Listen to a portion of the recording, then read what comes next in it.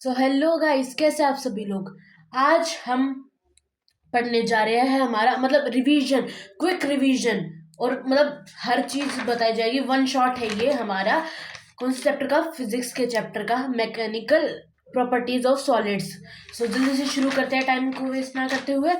सो सबसे पहले देखते हैं डिफॉर्मिंग फोर्स क्या होती है। सो डिफॉर्मिंग फोर्स वो वाली फोर्स होती है जो किसी भी ऑब्जेक्ट की, किसी भी चीज की शेप को चेंज करने के लिए यूज हो। जो फोर्स शेप को चेंज, कन्फिग्रेशन को चेंज करने के लिए लगाई जाए, वो हो गई हमारी डिफॉर्मिंग फोर्स। रिस्टोरिंग फोर्स जो उसको जो उसकी पहले, जो उसकी पहले थी शेप, उसको ही वापस में रिस्टोर करने के लिए जो फोर्स वो ऑब्जेक्ट लगाए, उसे हम कहते हैं रिस्टोरिंग फोर्स। इलास्टिसिटी, इलास्टिसिटी क्या होता है? जो रिस्टोरिंग फोर्स लगाता है वो इलास्टिसिटी की प्रॉपर्टी शो करता है, ये प्रॉपर्टी है उसकी। ठीक है। इलास्टिक लिमिट, इलास्टिक लिमिट क्या होता है? जैसे कि किसी भी हर चीज की एक इलास्टिक लिमिट होती है। ठीक है। जैसे अगर हम just take an example of, इसकी ही इसका ही एग्जांपल ले लेते हैं। अभी ये मेरे को है लूज है ये थोड़ा। अगर हम इसको खींचे, इतना खींचे और खींचे और खींचे, तो ये और लूज होएगा। अगर किसी को ये ऐसे आता है, ठीक है, तो फिर उसको भी ये ऐसे आता है और ये ऐसे ही है। ठीक है। हम उसको और खींचे और खींचे तो वो उसको ऐसे नहीं आएगा, उसको वो ऐसे आएगा। तो ये इसने अपनी इलास्टिक लिमिट को लूज कर दिया है। ठीक है। फिर आगे हमारे परफेक्टली इलास्टिक बॉडीज जो 100% अपनी शेप को रीगेन कर लेती है, वो हो गई हमारी परफेक्टली इलास्टिक बॉडीज। फिर आगे हमारी परफेक्टली प्लास्टिक बॉडी जो अपनी शेप को रीगेन नहीं कर सकती 100%ली, मतलब कि कितना भी नहीं, वो होगी हमारी परफेक्टली प्लास्टिक बॉडीज। फिर हम अभी देखते हैं स्प्रिंग मॉडल। ये है स्प्रिंग मॉडल। इसमें अगर यहाँ पर एक एटम है, यहाँ पे दूसरा एटम है, इसके बीच में अगर मतलब ये एक चीज है, यहाँ पे दूसरी चीज है, इसके बीच में हमने स्प्रिंग लगा दिया और वो खींच रहा है, तो जो वो उसकी लास्ट होगी, जो उसकी रेडियस होगी वो इतनी होगी। एंड अगर उसकी इतनी 0.8 आर्मस्ट्रॉन्ग, जो उसकी अगर उसकी इतनी यूनिट होगी तो वो स्टेबल होगा।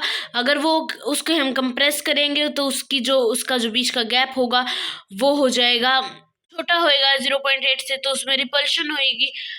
एंड अगर हम उसे स्ट्रेच करेंगे तो गैप ज्यादा हो जाएगा 0.8 एंगस्ट्रॉम से, तो उसमें अट्रैक्शन होएगी। अब हम देखते हैं कि स्ट्रेस क्या होता है। स्ट्रेस कुछ नहीं होता, प्रेशर ही होता है। बस इसमें हम डिफॉर्मिंग फोर्स लगाते हैं, इसलिए ये स्ट्रेस हो गया। तो इसका मैं आपको डिफॉर्मिंग, ये स्ट्रेस का फॉर्मूला हो गया हमारे डिफॉर्मिंग फोर्स बाय एरिया। सो इसकी ऐसा यूनिट है पर मीटर स्क्वायर, और पास्कल भी कह सकते हैं।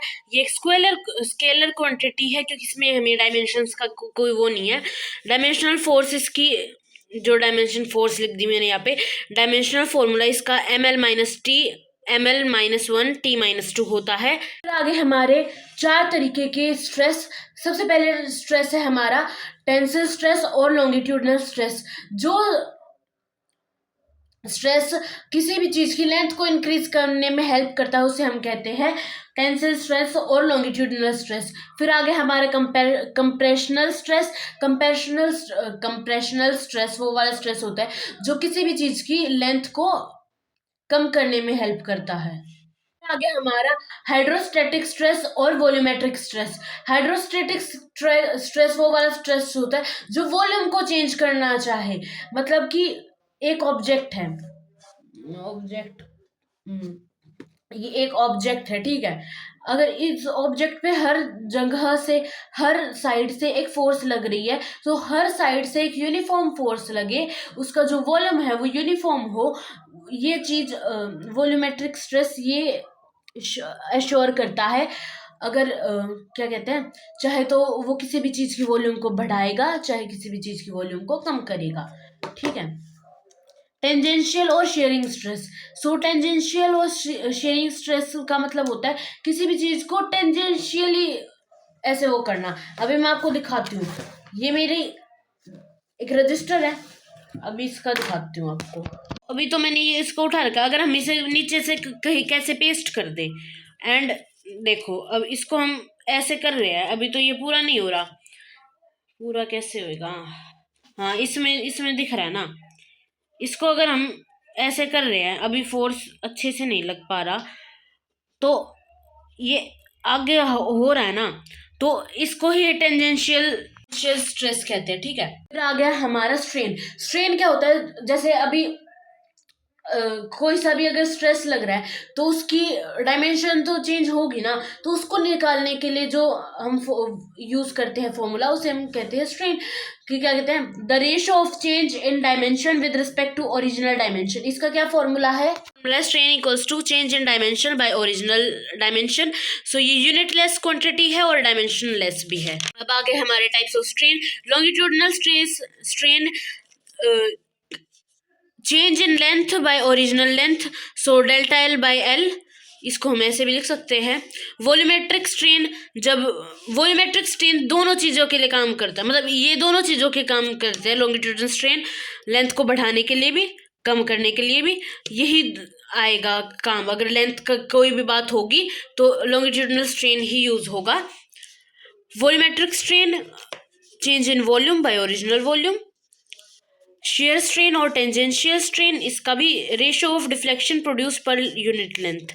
ये यहाँ पर एक ऑब्जेक्ट था, अब ये थोड़ा सा इसके ऊपर फोर्स लगाया तो ये इस साइड खिसका ना ऊपर से, तो ये इसका डिस्टेंस हो गया कि जितना ये खिसका और ये इसकी लेंथ हो गई। सो shear strain x by L हो गया, और यहाँ पे ये इतने अगर एंगल से खिसका है तो ये क्या हो गया, ये टेन थीटा हो गया, ठीक है। अब हम देखते हैं हुक्स लॉ। तो हुक्स लॉ रॉबर्ट हुक ने पहले ही दे दिया था, बट उसके बाद जब तक ये स्ट्रेस और स्ट्रेन वाला टॉपिक इंट्रोड्यूस नहीं हुआ था, उसके बाद थॉमस यंग ने इसको मॉडिफाई करा और अब हम उसे पढ़ते हैं, ठीक है। Up to elastic limit strain produced is directly proportional to stress applied. कि अगर जो स्ट्रेस है वो डायरेक्टली प्रोपोर्शनल है स्ट्रेन से, अगर स्ट्रेस ज्यादा होगा तो स्ट्रेन भी ज्यादा होगा। सो ये stress is directly proportional to strain. Strain equals to, अगर हम इसको इक्वल टू का साइन लगे तो कोई भी कांस्टेंट आता है तो के स्ट्रेन आ गया।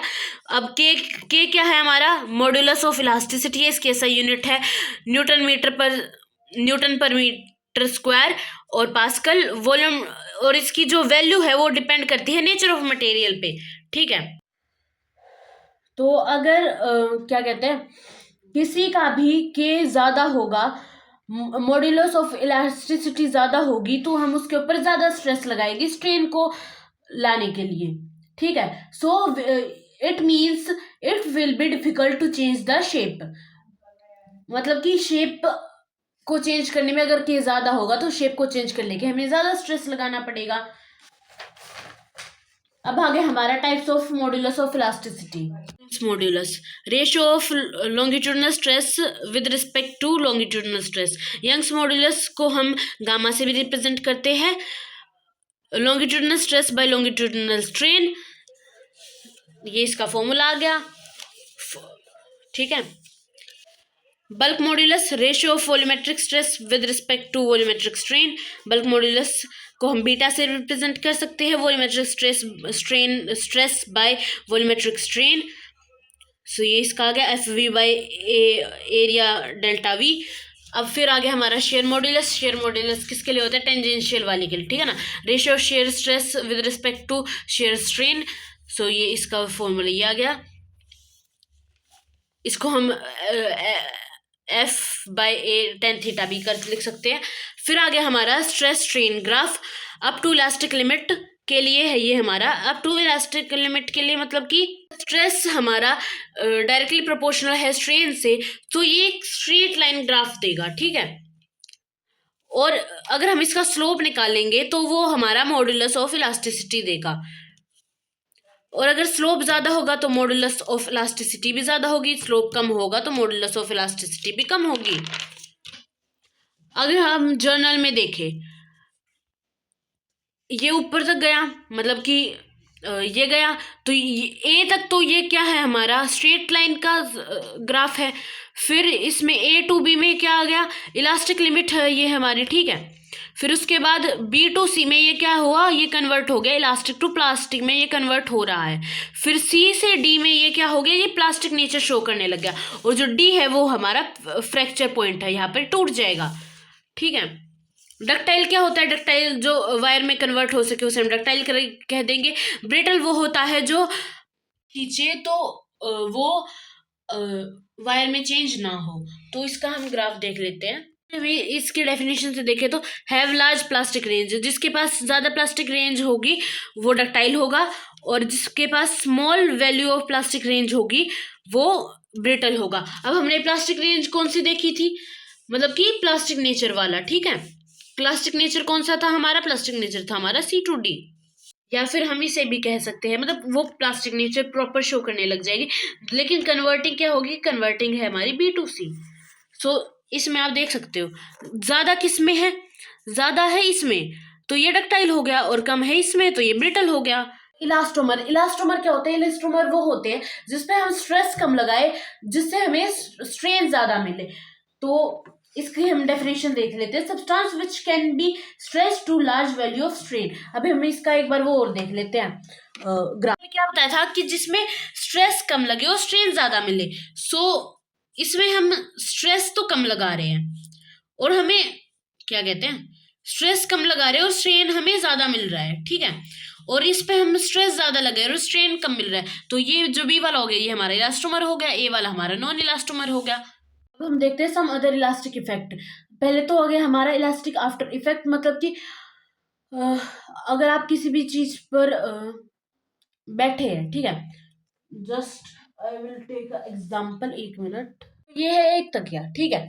तो अगर हम इस तकिए को दबा रहे हैं एंड फिर ये अपनी शेप को, अगर हम इस पे ज्यादा देर ऐसे ही फोर्स लगाए रखेंगे, जैसे अभी यहाँ पे सिर रखा हुआ था किसी ने, ठीक है, तो ये भी नहीं दिख रहा होगा शायद अभी, तो कोई नहीं। अगर इसमें डिले आ रहा है, जो भी इसका डिले आ रहा है ना इसके इस शेप को रीगेन करने में, वो हो गया इलास्टिक आफ्टर इफेक्ट, ठीक है। फिर आ गया हमारा इलास्टिक फटीग। इलास्टिक फटीग क्या होता है, जैसे ये पेन है, अगर हम इसको एक बार ऐसे करें, फिर ऐसे करें, फिर ऐसे करें, फिर ऐसे करें, सो एक पॉइंट पे आके ये टूट जाता है ना, तो वो यहाँ पे इसकी इलास्टिक फटीग को बोलते हैं इसे। फिर आगे हमारा कंप्रेसिबिलिटी। कंप्रेसिबिलिटी रेसिप्रोकल होता है बल्क मॉड्यूलस का। अगर बल्क मॉड्यूलस ज्यादा होगा तो वॉल्यूम चेंज इजीली होगी, बल्क मॉड्यूलस कम होगा तो हार्डली वॉल्यूम चेंज होगी। इसकी जो ऐसा यूनिट है वो ये है। एंड इस एप्लीकेशन क्या है हमारी इलास्टिसिटी की, ब्रिजेस बनाने में और रोप्स बनाने में। ये हमारी डेरिवेशन, एंड इसके बाद ये आ जाएगा, फिर हमारा चैप्टर खत्म हो जाएगा, ठीक है। तो ये एक हमारी वायर थी और इस वायर पे हमने दोनों तरफ से फोर्स लगाया, तो ये वायर खींची और ये बड़ी हुई हो गई ना, तो इसकी जो लेंथ होगी वो L प्लस डेल्टा L हो गई। फिर अब हम इसको डिराइव करेंगे तो work done equals to 1/2kx², ये एक फॉर्मूला आया है, ठीक है ना। Work done equals to 1/2k, और ये डिस्प्लेसमेंट का स्क्वायर है तो इसमें डिस्प्लेसमेंट तो डेल्टा L हुई है तो डेल्टा L आ गया। फिर work done equals to 1/2k delta L, और डेल्टा L हमने एक डेल्टा L बाहर निकाल लिया।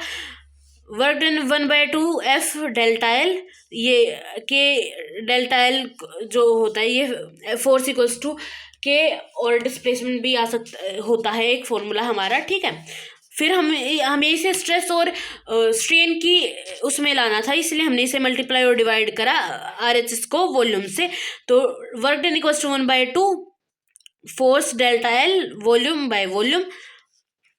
सो हमने ये नीचे वाली वॉल्यूम को यूज करा, force by area delta, force delta L by A into L, और ये ऊपर वॉल्यूम आ गई। तो 1/2 force by area delta L by L volume. तो इसका क्या आ गया, फोर्स बाय एरिया तो हमारा स्ट्रेस होता है और डेल्टा L बाय L हमारा स्ट्रेन होता है। तो W equals to 1/2 into stress into strain into volume आ गया, और ये हमारा फॉर्मूला हो गया। अब हम देखते हैं पॉइजन्स रेशो। पॉइजन्स रेशो क्या हो गया, ये रेशो है ऑब्वियसली। सो ये है हमारा lateral strain by longitudinal strain के। अगर हम किसी भी चीज़ को, अभी मैं आपको एक स्प्रिंग दिखाती हूँ, एक हमारा स्प्रिंग है, अगर हम इसको ऐसे तो इसकी तो इसकी ये लिटरली भी स्ट्रेन शो कर रहा है, लिटरली भी इसमें डिफरेंस आ रहा है ना, तो वही हो गया। इसको निकालने के हम पॉइजन रेशियो यूज करते हैं। वैसे तो ये इतना इंपॉर्टेंट नहीं है बट ओके। सो अब हमारा चैप्टर कंप्लीट हो गया है। Bye bye.